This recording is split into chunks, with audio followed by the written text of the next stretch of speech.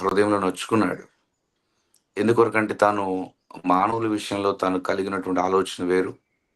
తను పెట్టుకున్నటువంటి ఒక ఆహ్, ఎక్స్‌పెక్టేషన్ తన అంచనాలు చాలా వేరుగా ఉన్నాయి. కానీ మానవుడు చూసినప్పుడు దేవుని యొక్క పోలికలో ఉండి, దేవుని యొక్క స్వరూపంలో ఉండి, దేవుని యొక్క జీవాన్ని పొంది, చివరికి ఎలా దేవుని యొక్క మార్గం నుండి తప్పిపోయి, మార్గాలు చెరిపివేసుకొని భూమి మీద బలాత్కారంతో జీవిస్తూ, భయంకరమైనటువంటి ప్రవర్తన, పాపపు ప్రవర్తన కలిగి, వారు దేవున్నే నొప్పించగలిగారు. దేవున్నే బాధ పెట్టగలిగారు.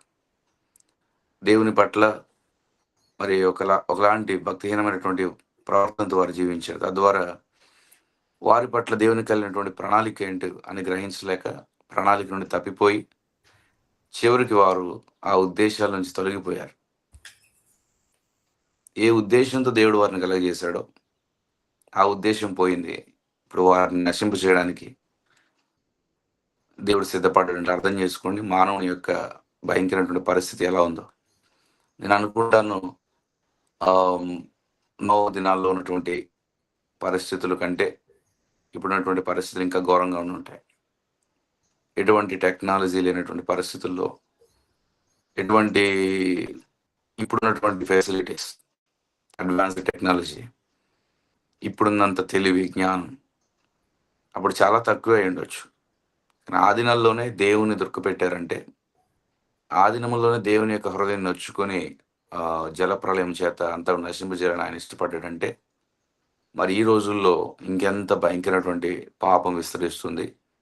దేవుని హృదయం ఎంతగా నొచ్చుకుంటుంది. దేవుడు ఎంతగా సహించుకుంటున్నాడనేది మనం అర్థం జేసుకోవాలి. అందుకే ఇట్లాంటి దినాల్లో మనిషి కుమారుని దినాలు గూడా నోవహు దినాల్లాగా ఉంటాయని వాక్యం చెప్తుంది గనక ఇలాంటి దినాల్లో, చెడిపోయిన దినాల్లో మనం ఎట్లా మన జీవితాలు జాగ్రత్తగా కాపాడుకోవాలి, జ్ఞానంగా నడుచుకోవాలి. అన్నిటికంటే ముఖ్యంగా మన విషయంలో దేవుడు కలిగినటువంటి ఉద్దేశ్యం ఏంటి? ఆ ఉద్దేశంలో మనము ఉండగలుగుతున్నామా లేదా? అనేది మనం అర్థం జేసుకోవాలి. లేకపోతే దేవుని యొక్క హృదయాన్ని నొప్పించిన వారం అవుతాం. దేవుని దుఃఖపెట్టే వారంగా ఉంటాం. ఒక మనుష్యుడు మరొక మనిషిని దుఃఖపరిస్తేనే అవతల వ్యక్తి ఎంతో బాధపడుతూ ఉంటాడు. అలాంటిది ఒక మనిషి దేవుని దుఃఖపెట్టడం అంటే ఇంకెంత విషాదకరమైనటువంటి విషయమో అర్థం చేసుకోవాలి. కాబట్టి మనం దేన్ని కోరుకుంటున్నాం? దేవుని యొక్క ప్రణాళిక ఏంటి? మన యొక్క ఆలోచన ఏంటి? వాక్యంలో కొంతమంది దేవుని చేత ఏర్పరచబడిన వ్యక్తులే, దేవుని చేత పిలువబడిన వ్యక్తులే, దేవుని చేత ఒక మంచి స్థానంలో ఉన్నటువంటి వ్యక్తులే. వారు దేవుడు తమ ఎడల కలిగినటువంటి ఉద్దేశం నుండి తప్పించబడి, తొలగిపోయి చివరికి వేరే విషయాలను కోరుకొని నష్టపోయారు. అలా దేవుని వాక్యంలో కొంతమంది మనకు కనబడుతున్నారు ఉదాహరణలు. గెహాజీ ఉన్నాడు. తనకున్నటువంటి ఒక మంచి భవిష్యత్తు ఉంది. దానికి బదులుగా ఆయన దురాశను కోరుకున్నాడు. ఆకాన్ ఉన్నాడు. వాగ్దాన దేశంలో స్వాస్థ్యాన్ని పొందవలసినటువంటి వ్యక్తి. స్వాస్థ్యానికి బదులుగా తాను శాపగ్రస్తమైందని ఎంచుకున్నాడు. దాన్ని కోరుకొని చివరికి ఉద్దేశం నుండి తొలగిపోయాడు. అలా ఏశావు యొక్క ఎంపిక కూడా మనకు కనబడుతుంది. తను ఒక పూట కూటి కోసం శ్రేష్టమైనటువంటి జ్యేష్ఠత్వపు హక్కును సైతం తాను విడిచిపెట్టుకున్నాడు. అంటే ఇవన్నీ మనకేమర్థమవుతున్నాయంటే, ఏది శ్రేష్టమైనది, ఏది మన విషయంలో దేవుని యొక్క ఉద్దేశం అనే విషయాన్ని ప్రజలు ఆలోచించకుండా అల్పమైన విషయాల కొరకు, వ్యర్థమైన విషయాల కొరకు వారు దాన్ని కోరుకొని దేవునికి ఉద్దేశం నుండి ప్రక్కకు పోతున్నారు. ఈరోజు ఈ వాక్యం వినే ముందు ప్రశ్న ఏంటంటే, నేను దేవుని యొక్క ఉద్దేశంలో ఉన్నానా లేదా? లేక దేవుని యొక్క ఉద్దేశాన్ని నేను కాపాడుకుంటున్నాను లేదా? దాని కొరకు నేను జీవిస్తున్నానా లేదా? అలా నా మార్గం ఉందా లేదా? అనేది ప్రశ్న. కాబట్టి అందుకొరకు దేవుని వాక్యంలో నుండి ఒక 3 సందర్భాలు చూద్దాం. వారు దేవుని యొక్క ఉద్దేశానికి బదులుగా ఏం కోరుకున్నారు? మొదటి సందర్భం ఆదికాండం మొదటి అధ్యాయం 27, 28 వచనాలు. ఆదికాండం మొదటి అధ్యాయం 27, 28 వచనాలు. దేవుడు తన స్వరూపమందు నరుని సృజించెను. దేవుని స్వరూపమందు వాని సృజించెను. స్త్రీని గాను పురుషుని గాను వారిని సృజించెను. దేవుడు వారిని ఆశీర్వదించెను. ఎట్లనగా, మీరు ఫలించి, అభివృద్ధి పొంది, విస్తరించి, భూమిని నిండించి, దానిని లోబరుచుకొనుడి. సముద్రపు చేపలను, ఆకాశ పక్షులను, భూమి మీద ప్రాకు ప్రతి జీవిని ఏలుడని దేవుడు వారితో చెప్పాను. మొదటి సందర్భం, ఆదాము హవ్వలు కనపడుతున్నారు. దేవుడు ఎందుకు వారిని సృష్టించాడు? సృష్టించిన తర్వాత దేవుడు వారిని ఎట్లా ఆశీర్వదించాడు? ఆశీర్వదించినటువంటి దేవుడు ఏ ఉద్దేశం కొరకు వారిని సిద్ధపరిచాడు? ఈ విషయాలన్నీ కూడా ఆదికాండం మొదటి అధ్యాయం, అలాగే రెండవ అధ్యాయంలో మనకు కనబడుతుంది. దేవుడు వారిని ఆశీర్వదించాడు సృష్టించిన తర్వాత. అది ఎలాంటి ఆశీర్వాదం అంటే, ఫలించాలన్నాడు, అభివృద్ధి పొందాలన్నాడు, విస్తరించాలన్నాడు, భూమిని నిండించాలన్నాడు, లోబరుచుకునడి అన్నాడు, ఏలుడి అని చెప్పాడు. క్లియర్‌గా 28వ వచనంలో చివర్లో రాయబడింది, దేవుడు వారితో చెప్పెను అని. కాబట్టి దేవుడు ఆదాముకు కూడా తెలియజేశాడు, నిన్ను సృష్టించినటువంటి ఉద్దేశం ఇది అని. తెలియజేసిన తర్వాత కూడా, వారిని ఒక శ్రేష్టమైనటువంటి ఏదైనా తోటలో ఉంచిన తర్వాత కూడా, వారికి ఒక బాధ్యత అప్పగించాడు. 2వ అధ్యాయం 15వ వచనం ప్రకారం ఒక బాధ్యత అప్పగించి, ఈ తోట నీవు సేద్యపరచాలి, దీనిని కాయాలి అని చెప్పి దానిలో ఉంచి, ఒక చిన్న ఆజ్ఞ ఆదాముకి ఇచ్చాడు. 16, 17 వచనాల ప్రకారం ఏంటంటే, తోటలో ఉన్న ప్రతి వృక్ష ఫలంను నీవు నిరభ్యంతరముగా తినవచ్చు. ఏ వృక్షాన్ని నువ్వు తాకొచ్చు, ఏ ఫలమైనా తినొచ్చు. ఎటువంటి అభ్యంతరం లేకుండా, ఎటువంటి ఆలోచన లేకుండా, నిరభ్యంతరమైనటువంటి స్వేచ్ఛను దేవుడు ఆదాముకు, హవ్వకు ఏదైనా తోటలో ఇచ్చాడు. అయితే ఒక ఆజ్ఞ ఏంటంటే, మంచి చెడుల తెలివినిచ్చే వృక్ష ఫలములను తినకూడదు. వాటిని తినుదినమున నిశ్చయముగా చేస్తావన్నాడు. ఇది ఆజ్ఞాపించినట్లుగా రాయబడింది. 17వ వచనం, నరునికి ఆజ్ఞాపించెను. కాబట్టి దేవుడు ఆదాముకి ఇచ్చినటువంటి ఆజ్ఞ ఏంటంటే, తోటలో ఉన్న ప్రతి వృక్ష ఫలమును నిరభ్యంతరంగా తినొచ్చు, కానీ మంచి చెడ్డల తెలివినిచ్చే వృక్ష ఫలమును మాత్రం ఎంత మాత్రం తినకూడదు. ఇది ఆదాము విషయంలో దేవుడు ఇచ్చినటువంటి ఆజ్ఞ. కాబట్టి మళ్ళొకసారి అర్థం చేసుకుంటే, దేవుని యొక్క ఉద్దేశం ఆదాము విషయంలో ఆయనతో సహవాసం చేయాలి, సమస్తాన్ని ఏలాలి, అలాగే విధేయతతో నడుచుకోవాలి. అంటే దేవుడు ఇచ్చినటువంటి ఆజ్ఞకు లోబడాలి. అయితే ఆదాము ఏం కోరుకున్నాడు? మరి ఆదికాండం 3వ అధ్యాయం ప్రక్కనే 6వ వచనంలో రాయబడినటువంటి మాట. ఆదికాండం 3వ అధ్యాయం 6వ వచనంలో, స్త్రీ ఆ వృక్షము ఆహారమునకు మంచిదియు, కనులకు అందమైనదియు, వివేకమిచ్చి రమ్యమైనదియునైనట్టు చూచినప్పుడు ఆమె దాని ఫలములలో కొన్ని తీసుకొని తిని తనతో పాటు తన భర్తకును ఇచ్చెను, అతడు కూడా తినెను. కాబట్టి వీళ్ళిద్దరు ఏం చేశారు? ఏదైతే దేవుడు వద్దన్నాడో అదే మంచి చెడ్డల తెలివినిచ్చే వృక్ష ఫలాలను చూసి, ఆశించి, తీసుకొని, తిని, దేవుని యొక్క ఆజ్ఞను అతిక్రమించినట్లుగా ఇక్కడ మనం అర్థం చేసుకుంటున్నాం. కాబట్టి ఒక్కటే అర్థమవుతుంది, దేవుని ఉద్దేశ్యం ఏంటి? వారు మరి దేవుని యొక్క ఉద్దేశం కొరకు జీవించారా? లేదా ఆ ఉద్దేశం నుండి తప్పిపోయారా అని. ఎందుకు తిన్నారు వీరు? ఆశతో తిన్నారా? ఆకలితో తిన్నారా? ఈ ఒకటే మాట అర్థం చేసుకుంటే, ఆకలితో అయితే తినలేదు. కొన్నిసార్లు అనిపిస్తుంది, నిజంగా ఆకలేసి తిన్నారేమో. ఆకలేసి తినుంటే నిజంగా దేవుడు కూడా కనికరించేవాడేమో. ఎందుకంటే తోటలో ఏ వృక్షానికి కూడా ఫలం లేదు. మరి ఆదాముకు, హవ్వకు ఆకలి అవుతుంది. కాబట్టి ఈ వృక్ష ఫలాన్ని తిన్నారులే అనుకునేవాడేమో. కానీ అలా కూడా కాదు. ఉన్నాయి. కాబట్టి వీరు ఆకలితో తిన్నట్టు కాదు గానీ ఆశతో తిన్నారు. ఇంకా చెప్పాలంటే, తోట నిండా ఫలాలు ఉన్నప్పటికి కూడా దేవుడు వద్దన్న దాన్నే తిన్నారు. దేవుడు వద్దన్న దాన్నే తిని, దేవుడు చెప్పిన మాటకు అవిధేయత చూపించి, దేవుని ఉద్దేశం కంటే ఎక్కువ మా సంతోషమే మాకు ముఖ్యం అన్నట్లుగా సాతాను యొక్క మోసంలో పడిపోయి, సాతాను యొక్క మాటకు విధేయత చూపించి చివరికి నష్టపోయారు. ఇక్కడ ఆదాము, హవ్వల గురించి మనము ఆహ్, ఒక రీతిగా ఆలోచన చేస్తే, ఇంకో రీతిగా వారు దేవుని మాట విన్నారా? లేక సాతాను మాట విన్నారా? అంటే ఇచ్చే జవాబు ఏంటంటే, సాతాను మాటే విన్నారు. కాబట్టి వారు దేవుని యొక్క ఉద్దేశం తప్పిపోయారు. దేవుడు ఆదామును ఫెయిల్ చేయలేదు. ఆదామే దేవుని ఫెయిల్ చేశాడు. ఎవరు దుఃఖపరిచారు అంటే దేవుడే ఆదాము దుఃఖపరిచాడంటే కాదు. ఆదాముకి సంతోషం ఇచ్చాడు. కానీ ఆదామే దేవుణ్ణి దుఃఖపరిచాడు. కాబట్టి మొదటి సందర్భానికి మనం ఒక పేరు పెట్టుకుంటే ప్లెజర్ ఓవర్ పర్పస్. దేవునికి ఉద్దేశానికంటే కూడా ఎక్కువగా తమ మరి సంతోషాన్ని వారు చూసుకున్నారు. కాబట్టి దినాల్లో కూడా మనకు ఒక హెచ్చరిక ఏంటంటే దేన్ని మనం కోరుకుంటున్నాం, దేన్ని మనం ఎంచుకుంటున్నాం, దేనికి ఎక్కువ మనం ప్రాధాన్యత ఇస్తున్నాం, దేన్ని మనం ప్రయారిటైజ్ చేస్తున్నాం. ఒకవేళ దేవుని యొక్క ఉద్దేశం కంటే కూడా మన యొక్క తాత్కాలికమైన ఆనందాన్ని మనం కోరుకుంటున్నట్లయితే ఆ తాత్కాలికమైనటువంటి ఆనందం కొరకు దేవుని యొక్క ఉద్దేశాన్ని తప్పిపోయే వారంగా ఉంటాం. ఈ దినం యొక్క సంతోషం కోసం రేపటి దినం యొక్క ఆ గొప్ప భవిష్యత్తును, గొప్ప ఉద్దేశాన్ని మనం పోగొట్టుకోకూడదు.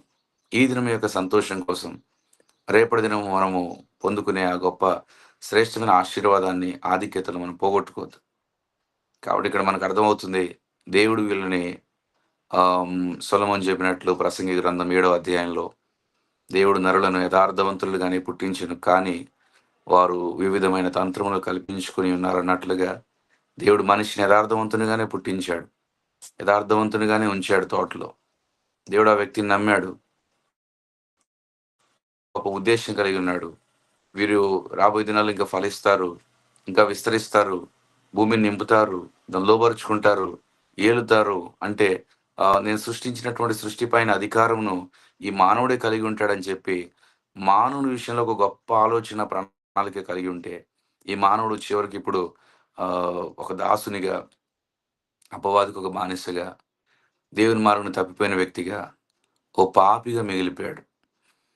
దేవుడు రాజుగా చూడాలనుకున్నటువంటి ఒక వ్యక్తి ఒక పాపిగా, భయస్థునిగా, వెళ్ళగొట్టబడిన వ్యక్తిగా, శిక్షణ పొందుతున్న వ్యక్తిగా కనబడుతున్నాడు. ఎంత భయంకరమైనటువంటి పరిస్థితి. ఎవరిని ఫెయిల్ చేశారంటే దేవుడు ఆదాముని కాదు, ఆదామే దేవుని విషయంలో తప్పిపోయాడు. దేవుని యొక్క నమ్మకాన్ని తను వ్యర్థం చేసుకున్నాడు. కనుక మొదటి విషయం ఏంటంటే ప్లెజర్ ఓవర్ పర్పస్. మన జీవితాల్లో కూడా మనము దేవుని యొక్క చిత్తం ఏంటి, దేవుని ఉద్దేశం ఏంటో అది గ్రహించిన వారమై మరి టెంపరరీ ప్లెజర్ కొరకు దైవ చిత్తాన్ని విడిచిపెట్టి నిత్యత్వాన్ని మనం కోల్పోకూడదు, దేవునికి అవిధేయత చూపించకూడదు. అందుకే మొదటి మాటగా when pleasure becomes priority, purpose is the last. కాబట్టి మన యొక్క ప్రయారిటీ ప్లెజర్ కాదు, కానీ మన ప్రయారిటీ గాడ్స్ పర్పస్గా మనం కలిగి ఉండాలి. రెండో వ్యక్తి న్యాయాధిపతులు 13వ అధ్యాయం 5వ వచనం. న్యాయాధిపతుల గ్రంథం, బుక్ ఆఫ్ జడ్జెస్, చాప్టర్ 13, 13వ అధ్యాయం 5వ వచనం. నీవు గర్భవతివై కుమారుని కందువు, అతని తల మీద మంగళ కత్తి వేయకూడదు. ఆ బిడ్డ గర్భమును పుట్టినది మొదలుకొని దేవునికి నాజీరు చేయబడిన వాడై ఫిలిస్తీన్ల చేతిలో నుండి ఇశ్రాయేలును రక్షింప మొదలుపెట్టునని ఆమెతో అనగా, రెండో వ్యక్తి ఎవరు అంటే సంసోన్. సంసోన్ గురించి మనకు తెలుసు. Samson was selected person, Samson was strong person, and Samson was separated person. కాబట్టి దేవుని చేత పిలువబడిన వ్యక్తిగా, దేవుని చేత ప్రత్యేకించబడిన వ్యక్తిగా, దేవుని యొక్క బలం చేత నింపబడిన వ్యక్తిగా సంసోన్ మనకు కనబడుతుంది. నేటికి కూడా భూమి మీద అత్యంత బలవంతుల్లో ఎవరు మొదటి వ్యక్తి అంటే ఆ సంసోన్గా మనం చెప్తాం. ఎందుకంటే తను చేసినటువంటి విజయాలు, చేసిన కార్యాలు అలాంటివి మనకు కనబడతాడు దేవుని వాక్యంలో. ఎంత అద్భుతంగా తాను పోరాడి ఫిలిస్తీన్లు 1000 మంది ఫిలిస్తీన్లను తాను జయిస్తాడు ఒక పచ్చి గాడిద దవడ ఎముకతో. తర్వాత ఎట్లా 300 నక్కలను తాను తోకలు కడతాడు, ఎట్లా తాను కొన్ని సాహసమైన కార్యాలు చేస్తాడు, సింహాన్ని జయిస్తాడు. ఇవన్నీ చూసినప్పుడు ఎంత బలవంతుడు అర్థమవుతుంది. ఇలాంటి బలవంతుని విషయంలో దేవునికి ఉద్దేశం ఏంటంటే ఈ వ్యక్తి నాజీరు చేయబడి జీవితాంతం కూడా ప్రత్యేకంగా దేవుని కొరకు ప్రతిష్ఠితుడిగా ఉండి ఫిలిస్తీన్లను జయిస్తూ ఇశ్రాయేలు ప్రజలను ఫిలిస్తీన్ల చేతి నుండి రక్షిస్తూ ఒక మంచి న్యాయాధిపతిగా, ఒక మంచి బలమైనటువంటి నాయకుడిగా ఉండాలనేది దేవుని యొక్క ఉద్దేశం. కానీ ఈ యొక్క సంసోన్ ఏం చేశాడు, తాను ఎదిగినప్పుడు, తను బలవంతుడిగా ఉన్నప్పుడు, తను మనందరికి తెలిసినటువంటి భాగాలే, ఒక స్త్రీని చూచి తర్వాత తాను ఆమె నాకు ఇష్టమైందని చెప్పి తల్లిదండ్రులు హెచ్చరించినప్పటికి కూడా తను వివాహం చేసుకొని, ఆ వివాహం చేసుకునే ఆ ప్రయత్నాల్లో లేక ఆ సందర్భంలో కొన్ని పరిస్థితుల కారణం చేత కోపగించుకొని కొన్ని పనులు చేస్తూ వచ్చాడు. చివరికి ఆహ్, ఆమె గూడా తనకు భార్యగా దొరకలేదు. తర్వాత ఈయన గూడా ఒంటరి వ్యక్తిగా మరి ఏ ఉద్దేశ్యం చేత మరి దేవుడు నన్ను సృష్టించాడు లేక పుట్టించాడు. ఏ ఉద్దేశ్యం చేత దేవుడు నన్ను తన ఆత్మతో నింపుతున్నాడు, బలంతో నింపుతున్నాడు. దేని కొరకు నేను భూమి మీద ఉన్నాను అనే ఆ విషయాలు ప్రక్కన పెట్టి, అదే ఫ్రస్ట్రేషన్‌తో ఇంకా ముందుకెళ్తూ ఏమాత్రం గూడా ఆహ్, ఒకసారి ఆగి ఆలోచించకుండా ఏ మార్గంలో వెళ్తున్నాను, ఏం చేస్తున్నాను అనేటువంటి గ్రహింపు లేకుండా ఒక అజ్ఞాని వలె ప్రవర్తించి, నడుచుకొని చివరికి దేవుని యొక్క ఉద్దేశం నుండి తప్పించబడి తాను గొప్ప నష్టం గుండా వెళ్తూ వచ్చాడు. ఎంత భయంకరమైనటువంటి నష్టం అంటే న్యాయాధిపతుల గ్రంథం 16వ అధ్యాయం 20వ వచనంలో ఇలా రాయబడింది. న్యాయాధిపతులు 16వ అధ్యాయం 20వ వచనము. ఆమె సంసోను ఫిలిష్తీయుల మీద పడుచున్నారనగా అతడు నిద్ర మేలుకొని ఎప్పటి ఎట్లు నేను బయలుదేరి విడజిమ్ముకొందుననుకొనెను. అయితే యెహోవా తనను ఎడబాసెనని అతనికి తెలియలేదు. చూడండి ఈ పదము ఆహ్, ఎప్పటి ఎట్లు నేను బయలుదేరి విడజిమ్ముకొందుననుకొనెను. ఎప్పటి ఎట్లు అంటే ఇక మునుపట్లాగా మునుపట్లాగా విడజిమ్ముకుంటాను. మునుపట్లాగా లేస్తాను. మునుపట్లాగా బలంతో వాళ్ళందరిని గూడా జయిస్తాను అని మునుపట్ల ఎప్పటి ఎట్లా అనుకున్నాడు గానీ, ఇక్కడ ఎంత బాధాకరమైన మాట యెహోవా తనని ఎడబాసెనని తనకు తెలియలేదు. అతనికి తెలియలేనటువంటి పరిస్థితిలో ఒక అజ్ఞానంలో తను జీవిస్తున్నాడు. దేవుడు నాతో ఉన్నాడా? లేడా? దేవుని ఆత్మ నాలో పనిచేస్తుందా? లేదా? నేను బలము కలిగి ఉన్నానా? లేదా? బలహీనయ్యానా? లేకపోతే ఎట్లా ఉంటున్నాను? ఎటువంటి ఆలోచన లేకుండా మునుపట్లాగా వెళ్దామనుకుంటే అక్కడ ఏమాత్రం గూడా ఆహ్, బలం పని చేయలేదు. బలం కనిపించట్లేదు. పూర్తిగా బలహీనుడైపోయాడు. కారణం ఏంటంటే ఆహ్, దేవుడు తనని ఎడబాసాడు. ఎందుకు ఎడబాసాడంటే దేవుని యొక్క ఉద్దేశం నుండి తను ప్రక్కకు తొలగిపోయాడు. ఈ రోజున మనం గూడా అర్థం చేసుకుందాం. మునుపట్లాగా ఎప్పటి ఎట్లు అని చెప్పి మనకు ఆహ్, దేవుడు ఎప్పుడు తోడే ఉంటాడు. లేకపోతే నేనెప్పుడు బలవంతునిగానే ఉంటాను అని చెప్పి మనం ఏ మార్గంలో వెళ్తున్నాం అనేది పరీక్షించుకోకుండా, పరిశీలన చేసుకోకుండా జీవిస్తున్నట్లయితే తాత్కాలికమైనటువంటి ఆనందాల కోసం మన యొక్క ఆలోచనల కొరకు మనం జీవించినట్లయితే మన జీవితంలో తప్పకుండా దేవుని యొక్క సన్నిధిని కోల్పోయే వారంగా ఉంటాం. అందుకే 16వ అధ్యాయం అంతా గూడా సంసోను ఏమేం కోల్పోయాడు అని కనపడుతుంది. దృష్టి కోల్పోయాడు. బలం కోల్పోయాడు. చివరికి ఆహ్, తన జీవితంలో ప్రాణం గూడా కోల్పోయాడు. అందుకే ఇలా చెప్పుకోవచ్చు. Samson lost his sight. తన దృష్టిని తను కోల్పోయాడు. అలాగే సామ్‌సన్ లాస్ట్ హిస్ స్ట్రెంగ్త్. తన బలాన్ని కోల్పోయాడు. And finally Samson lost his soul. తన ప్రాణాన్ని గూడా తను కోల్పోయాడు. ఇదంతా ఎందుకు అంటే దేవుని ఉద్దేశానికంటే ఎక్కువగా తనేం కోరుకున్నాడంటే తన యొక్క ప్యాషన్, తన ఆశలు, తన కోరికలు, అన్‌కంట్రోల్డ్ డిజైర్స్. అందుకే సొలొమోను సామెతల గ్రంథంలో రాశాడు 25వ అధ్యాయం 28వ వచనంలో. సామెతల గ్రంథం 25వ అధ్యాయం 28వ వచనంలో ప్రాకారము లేక పాడైన పురము ఎంతో తన మనస్సును అణుచుకొనలేని వాడను అంతే అని. కాబట్టి ఒక పట్టణానికి ప్రాకారం లేకపోతే ఎంత ప్రమాదమో, శత్రువు ప్రవేశించడానికి ఎంత సులభంగా మార్గం దొరుకుతుందో, అలాగే తన మనస్సును అణుచుకోలేని వ్యక్తి, తన మనస్సును నియంత్రించుకోలేని వ్యక్తి గూడా అంతే ప్రమాదకరమైనటువంటి పరిస్థితుల్లో తాను ఉంటాడు. అందుకే సంసోను బయటికి ఎంత బలవంతుడుగా ఉన్నప్పటికీ, తన లోపల ఎంతో బలహీనుడిగా ఉన్నాడు. తన జీవితంలో మనకు అర్థమవుతుంది తన యొక్క బలమైన శత్రువు ఫిలిష్తీయులు గాదు. ఫిలిష్తీయుల వల్ల తను ఓడిపోలేదు. ఫిలిష్తీయుల వల్ల తను నష్టపోలేదు. ఫిలిష్తీయుల వల్ల ప్రాణం పోలేదు. ఫిలిష్తీయుల వల్ల బలం పోలేదు. ఎట్లా తాను బలహీనుడయ్యాడంటే ఫిలిష్తీయుల వల్ల కాదు. కేవలం తన యొక్క అదుపు లేనటువంటి ఆశలు, అదుపు లేనటువంటి కోరికలను బట్టి. అందుకే ఈరోజు మనం గూడా అర్థం చేసుకుందాం. Uncontrolled passion can destroy God's purpose in your life. మన జీవితాల్లో, నా జీవితాల్లో అన్‌కంట్రోల్డ్ డిజైర్స్ అనేవి మనము ప్రయారిటైజ్ చేసినప్పుడు దేవుని యొక్క ఉద్దేశ్యం మరి తొలగిపోతుంది. కనుక మొదటిది ప్లెజర్ ఓవర్ పర్పస్. ఆదాము హవ్వల జీవితంలో దేవుని యొక్క ఉద్దేశ్యం కంటే ఎక్కువ వారు తాత్కాలికమైనటువంటి సంతోషాన్ని వారు చూడగలిగారు. అందుకే నష్టపోయారు. రెండవ ఉదాహరణగా సంసోన్. Passion over purpose. దేవుని యొక్క ఉద్దేశానికంటే గూడా తన యొక్క ఆశ, తన కోరికను తాను ఎక్కువగా ఎంచుకున్నాడు కాబట్టి నష్టపోయాడు.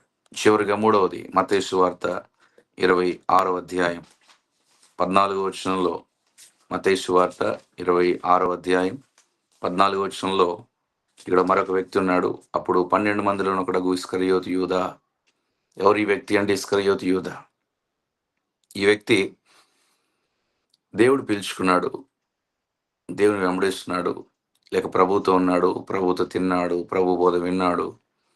ప్రభుతో కలిసి పరిచర్యలో పాలు పొందుతున్నాడు. ప్రభు చేసే అద్భుతాలు చూశాడు. ఒక వ్యక్తి ఎట్లా అపవిత్రాత్మ నుంచి విడిపించబడుతున్నాడు. ఒక వ్యక్తి యొక్క జీవితం ఎట్లా సమకూర్చబడుతుంది. ఒక వ్యక్తి యొక్క పాపములు ఎలా క్షమించబడుతున్నాయి. ఒక వ్యక్తి ఎట్లా దేవుని రాజ్యాన్ని పొందుకోగలుగుతున్నాడు. ప్రభు యొక్క దీవెన ఆశీర్వాదాన్ని అనుభవించగలుగుతున్నాడు. ఇవన్నీ కూడా కళ్ళారా చూసి దాదాపు 3 సంవత్సరాల కంటే ఎక్కువగా ప్రభుతో ఉండి చివరికి తను ఏమి కోరుకున్నాడు, ఏది ఎక్కువగా ఎంచుకున్నాడు, దేవుని యొక్క ఉద్దేశాన లేకపోతే తన యొక్క ఆలోచన అంటే మత్తయి సువార్త 26వ అధ్యాయం 15వ వచనంలో ఉంది. నేను ఆయనను మీకు అప్పగించిన ఎడల నాకు ఏమి ఇత్తురు అంటున్నాడు. నేను ఆయన అప్పగిస్తే నాకేమిస్తాడు. అందుకు వారు 30 వెండి నాణములు తూచి వానికి ఇచ్చిరి. వాడు అప్పటి నుంచి ఆయన అప్పగించుటకు తగిన సమయము కనిపెట్టుచుండెను.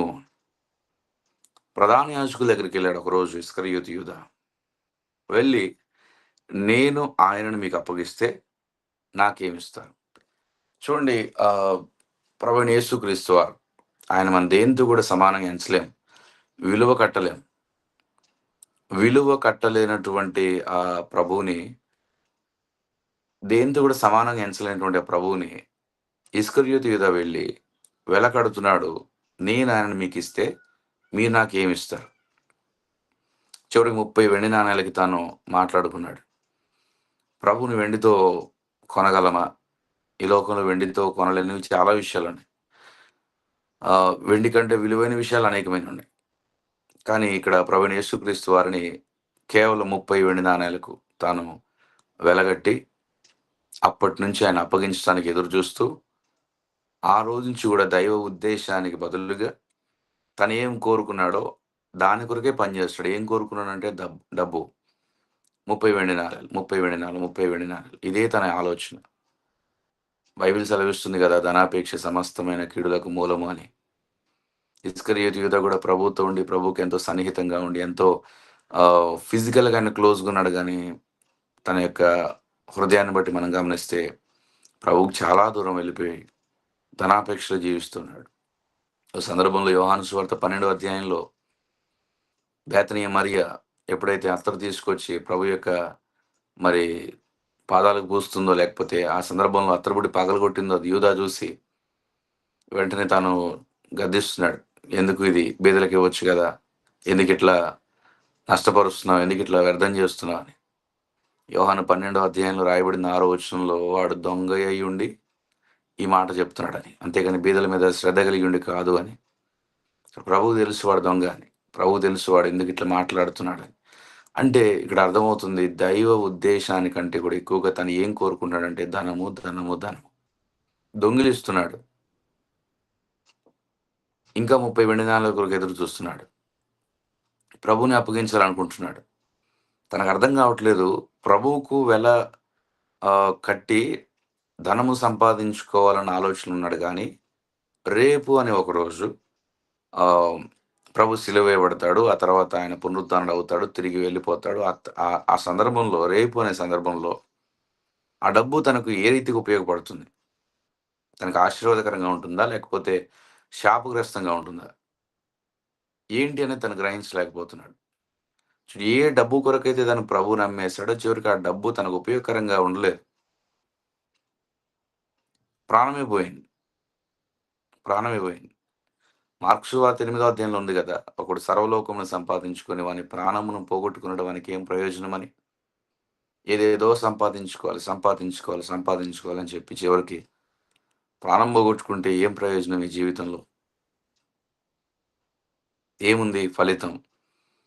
యూదా అన్నీ సంపాదించుకోవాలి, సంపాదించుకోవాలి, సంపాదించుకోవాలి. చివరికి ప్రాణం పోగొట్టుకుని ఏమి కూడా సంపాదించుకుంది ఏది కూడా తనతో తీసుకొని వెళ్ళలేకపోయాడు. తను అనుభవించలేకపోయాడు.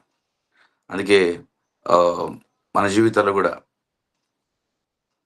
దేవునికి ఉద్దేశ్యమే మనము ప్రాధాన్యత ఇవ్వాలి గాని,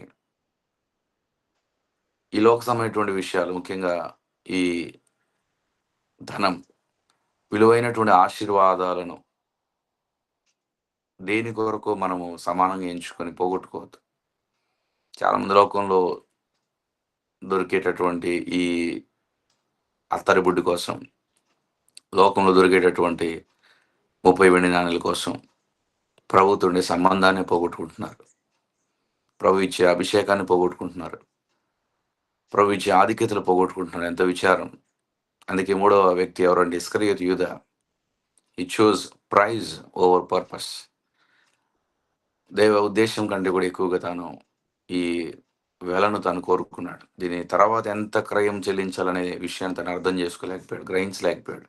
కారణం ఏంటంటే అజ్ఞాని వలె ప్రవర్తించాడు ఆ సమయంలో. కాబట్టి ఈ మూడు సందర్భాలు మాత్రమే ఉదయకాలం జ్ఞాపకం చేసుకుంటున్నాం. ఈ 3 సందర్భాల్లో దేవుడు ఏ ఉద్దేశం కొరకు వారిని చేశాడు, కానీ ఆ ఉద్దేశం నుండి వారు ఎలా తప్పిపోయారు, ఏం కోరుకున్నారు, చివరికి వారికి ఎటువంటి ఫలితము వారు పొందుకున్నారని మనం గమనించాం. మొదటిగా ఆదాము హవ్వల జీవితం నుండి దేవుని యొక్క ఉద్దేశంకు బదులుగా వారు ఏం కోరుకున్నారంటే తమ సంతోషం, ప్లెజర్ ఓవర్ పర్పస్. దేవునికి ఉద్దేశం కంటే ఎక్కువ తమ సంతోషాన్ని వారు ఎక్కువగా ఎంచుకున్నారు కాబట్టి నష్టపోయారు. దేవునితో సహవాసం పోగొట్టుకొని తోటలోంచి వెళ్ళగొట్టబడి, అధికారం కోల్పోయి, మహిమను కోల్పోయి, చివరికి అవిధేయులుగా, పాపులుగా వారు భూమి మీద మిగిలిపోయారు. రెండవ సందర్భంలో సంసోను మనం గమనించాం. ఈ చూస్ ప్యాషన్ ఓవర్ పర్పస్. దేవునికి ఉద్దేశానికంటే ఎక్కువగా తన ఆశలు, తన కోరికలు తాను ఎక్కువగా ఎంచుకున్నాడు. చివరికి నాజీర్ యొక్క ఆ ప్రతిష్టతను తను కోల్పోయి, బలాన్ని కోల్పోయి, చివరికి దేవుడు తనని ఎడబాసినటువంటి బలహీనుడిగా ఉండి శత్రువుల చేతిలో ఎగతాళి పొంది ప్రాణాన్ని పోగొట్టుకున్నాడు. అలాగే మూడవ సందర్భంలో ఇస్కరియోతు యూదా, దేవుడు తనని అభిషేకించి ఎన్నో వరాలు ఇచ్చి, అధికారం ఇచ్చి, ఒక ఉన్నతమైన ఉద్దేశం కొరకు తనను సిద్ధపరుస్తూ ఉంటే, మరి ఇటువంటి ఇస్కరియోతు యూదా ఈ చూజ్ ప్రైజ్ ఓవర్ పర్పస్. దేనికి ఉద్దేశం కంటే ఎక్కువగా ఈ భూ సంబంధమైనటువంటి ధనమునకు తను కోరుకొని ప్రభువుని అమ్మివేసి చివరికి తనే ఆత్మహత్య చేసుకొని నష్టపోయినట్లుగా ఉన్నాడు. కాబట్టి 3 సందర్భాలను బట్టి మనం జ్ఞాపకం చేసుకోవాలి. సామెతలు 16వ అధ్యాయంలో మనం చదివినట్లుగా యెహోవా ప్రతి వస్తువును దాని పని నిమిత్తం కలగజేశాడు. మరి మనల్ని ఏ పని కొరకు కలగజేశాడు, ఏ ఉద్దేశం కొరకు సృష్టించాడు, ఏ ఆలోచన, ఎటువంటి ఉద్దేశం ప్రభు మన విషయంలో కలిగి ఉన్నాడు అని గ్రహించుకొని దాని ప్రకారం మనం ఉన్నామా లేదా అని ఆలోచించాలి.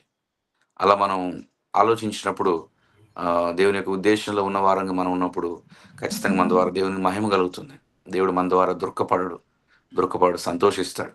ఒక వ్యక్తి ఉన్నాడు, ఆయన పేరు విలియం బోర్డెన్. మనకు తెలిసినటువంటి ఉదాహరణ అయి ఉండొచ్చు. విలియం బోర్డెన్ యుఎస్లో గొప్ప ఐశ్వర్యవంతమైనటువంటి కుటుంబంలో జన్మించినటువంటి వ్యక్తి. తనకు జ్ఞానం ఉంది, చదువు ఉంది, ధనం ఉంది, ఆరోగ్యం ఉంది, వయసు ఉంది. ఇన్ని ఉన్న కారణాన్ని బట్టి ప్రజలు ఎప్పుడు కూడా అనుకునే వాళ్ళు విలియం బోర్డెన్ తప్పకుండా భవిష్యత్తులో గొప్ప బిజినెస్ మ్యాన్ అవుతాడు, ఎందుకంటే తనకున్నటువంటి జ్ఞానము, ఐశ్వర్యము, అవకాశాలు అలాంటివి అని ప్రజలు ఎప్పుడు అనుకునేవారు. అలాంటిది ఈ విలియం బోర్డెన్ ఒకరోజు ప్రభు తన హృదయాన్ని తాకాడు. వెంటనే తను తీర్మానం చేసుకున్నాడు.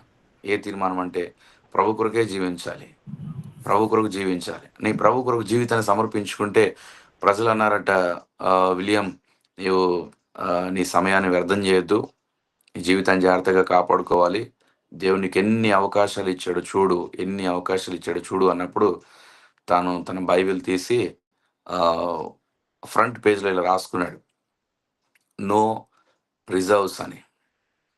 నో రిజర్వ్స్ అని రాస్తే దాని అర్థం ఏంటంటే దేవుని పిలుపు నుండి, దేవుని యొక్క ఉద్దేశం నుండి నన్ను వెనక్కి లాగడానికి ఏది గూడా నేను ఉంచుకోను. I will not hold back anything అని తను రాసుకొని అన్నిటిని కూడా ప్రక్కన పెట్టి తను మళ్ళా చదువు మీద ఫోకస్ చేశాడు. గ్రాడ్యుయేషన్ అయిపోయింది. హై పేయింగ్ జాబ్ ఆఫర్స్ వచ్చాయి. ఎన్ని అవకాశాలొచ్చాయి. ఎంత ధనము సంపాదించుకునే అవకాశాలొచ్చి, గొప్ప గొప్ప ఉద్యోగ అవకాశాలొచ్చినప్పుడు గూడా తను వాటన్నిటిని కాదనుకుంటుంటే ప్రజలంటున్నారు, "ఏం జేస్తున్నావు? ఇంత మంచి అవకాశాలొచ్చాయి. చాలా మందికి లేనటువంటి అవకాశం అని జెప్తూ ఉంటే, తను బైబిల్‌లో మళ్ళీ ఫ్రంట్ పేజ్‌లో ఆ పైన రాసినట్టు నో రిజర్వ్స్ కింద నెక్స్ట్ లైన్‌లో నంబర్ 2 తనేం రాసాడంటే ఆహ్, నో రిట్రీట్స్ అని రాసాడు. నో రిట్రీట్స్ అని రాసి అంటే మళ్ళా నేను వెనుదిరిగే అవకాశం లేదు. మళ్ళీ నేను వెనక్కి తిరిగి ఆలోచించుకోను అని చెప్పి తను రాసాడు. ప్రజలనుకున్నారట పిచ్చి పట్టినట్లుంది ఈ వ్యక్తికి. ఇంత మంచి అవకాశాలొస్తుంటే గూడా తను వదులుకుంటున్నాడు. సద్వినియోగం చేసుకోవట్లేదే. ఎంత సంపాదించుకోవచ్చు గదా! అనుకుంటుంటే తను మాత్రం ప్రభు, ప్రభు, ప్రభు అని చెప్పి ఉంటున్నాడని చెప్పేసి సణుగుతూ, గొణుగుతూ వచ్చినప్పుడు గూడా తను ఏమాత్రం గూడా ఆలోచించలేదు. ఓ రోజు దేవుడు తనతో మాట్లాడాడు. ఈజిప్ట్‌కి వెళ్ళాలి నువ్వు. పరిచర్య కొరకు సిద్ధపడాలన్నప్పుడు తాను బయలుదేరి ఐగుప్తుకు వెళ్ళి ఆ దేశంలో పరిచర్య కొరకు సిద్ధపడుతున్న సమయంలో దాదాపు ఆయన వయస్సు 25 సంవత్సరాలొచ్చినప్పుడు తను భయంకరమైనటువంటి అనారోగ్య పరిస్థితి గుండా తను వెళ్ళి చివరికి ప్రాణాలు విడిచాడు. మరణించాడు. గమనించండి విలియం బర్డన్ తను ప్రభువుకు తన జీవితాన్ని సమర్పించుకొని, ప్రభు పిలుపుకు లోబడి ఈజిప్ట్ అనే దేశానికి వెళ్ళి సేవ కొరకు సిద్ధపడుతున్న సమయంలో 25 సంవత్సరాల వయసులో మంచి యవ్వన కాలంలో తాను ప్రాణాలు విడిచాడు. మరణించాడు. ప్రజలంతా లోకమంతా ఒకలాగా అనుకున్నారనమాట. ఎలా అంటే దేవుడు, దేవుడు అన్నాడు. ఏం చేశాడు దేవుని కోసం ఈ వ్యక్తి? ఏం సేవ చేశాడు? ఏ పరిచర్య చేశాడు? ఏ సంఘం కట్టాడు? ఎంతమందికి సువార్త అందించాడు? ఏ ప్రయాసపడ్డాడు? ఏమీ లేదు గదా! ఏమీ లేదు గదా! అని చెప్పి ఎగతాళి చేస్తూ జీవితాన్ని వేస్ట్ చేసుకున్నాడు. వ్యర్థం చేసుకున్నాడు అని చెప్పి ఎన్నో మాటలు మాట్లాడుతుంటే, ఆ సమయంలో తన బైబిల్ తీసి చూసినప్పుడు కనిపించిన మూడో మాట ఏంటంటే, నో రిగ్రెట్స్ అని రాసాడు. No reserves and number 2 no retreat అంటే no return and number 3 no regret. ఎటువంటి పశ్చాత్తాపం లేదు. నేను 25 సంవత్సరాల వయసులో అనారోగ్యం బారిన పడినందుకు, నేను ఇట్లాంటి పరిస్థితిలో ఉన్నందుకు నాకు ఎటువంటి బాధ లేదు, పశ్చాత్తాపం లేదు, దుఃఖం లేదని రాసుకున్నాడు. ఎందుకంటే తాను గుర్తించగలిగాడు. నేను బ్రతికింది కొద్ది కాలమైనప్పటికి కూడా ఈ కొద్ది కాలంలో నేను దేవుని పిలుపుకు లోబడ్డాను. దేవుని యొక్కకి నా హృదయాన్ని సమర్పించుకున్నాను. ప్రభు యొక్క పిలుపు మేరకు, ప్రభు యొక్క చిత్తానుసారంగా నేను ఈ ప్రాంతానికొచ్చాను. పరిచర్య కొరకు సిద్ధపడుతున్నాను. ఈరోజు ఈ పరిస్థితిలో ఉన్నప్పటికీ కూడా దేవుడే అనుమతించాడు అనుకుంటాను. కానీ ఎటువంటి పశ్చాత్తాపంతో, బాధతో, సనుగుడైతే నా జీవితంలో లేదు అని చెప్పి ఎంతో సంతోషంగా ఈ లోకాన్ని విడిచిపెట్టి వెళ్ళాడు. ఎంత ఆశ్చర్యం! అది చదివిన వాళ్ళకి చాలా సంతోషం. చాలా ఆశ్చర్యం అనిపించింది. ఏంటి 25 సంవత్సరాల యువకుడికి ఇంత పట్టుదల, ఇంత విశ్వాసమా, ఇంత భక్తా?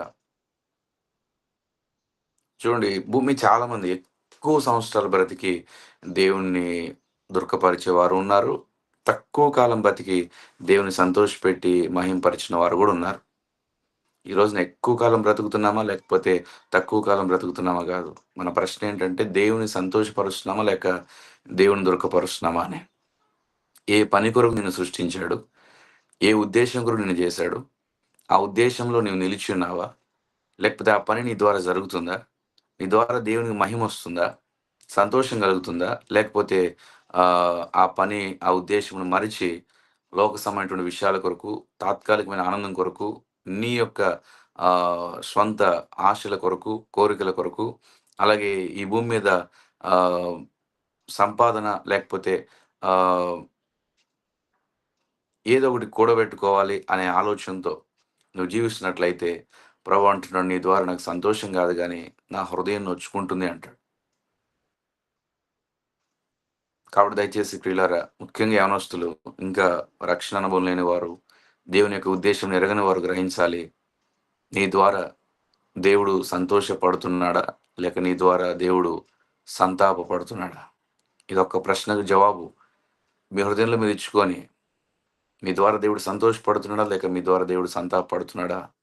అనేది మీరు గ్రహించినట్లయితే, తప్పకుండా మీ జీవితాల ద్వారా దేవునికి మహిమొస్తుంది. కాబట్టి దేవునికి మహిమకరంగా జీవించటానికి మనందరికి కూడా ప్రభు తన కృపను అనుగ్రహించిన గాక. నేను, మీరు, మనందరం కూడా దేవుని పని నిమిత్తం, దేవుడు మనకు కలగజేసిన పని నిమిత్తం, పని కొరకు, ఉద్దేశం కొరకు జీవిద్దాం. తద్వారా దేవుని నామమును మహింపరుద్దాం. ప్రభు యొక్క కృప మనందరికీ తోడై ఉండును గాక. ఆమేన్. ఆమేన్. ఆమేన్. Thank you, అన్న. Amen. Praise Lord. Praise Lord. Praise రావు అందరికీ ప్రైజ్ రావు. మన మధ్యలో సహోదరుడు ఆరోన్ గారు ప్రార్థన చేస్తారు. So we heard the wonderful message, purpose